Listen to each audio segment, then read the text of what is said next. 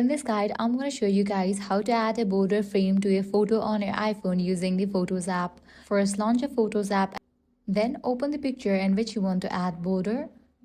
Now at the bottom, you're going to find these icons for the edit. Click on that. Now click on this markup icon. Click on OK. Then click on the plus option. Now click on the option Add Shape. From here, choose either a rectangle or square depending on the dimensions of your photo. Now click on this color icon, then select No Fill.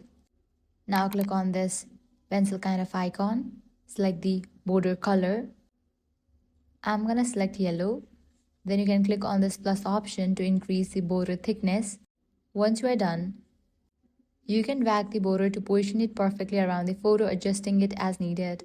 When you are satisfied with how the border looks, tap done again to save your changes, and that's it. You have successfully added a border to your photo using just Photos app. If this guide was helpful, do not forget to like, share and subscribe.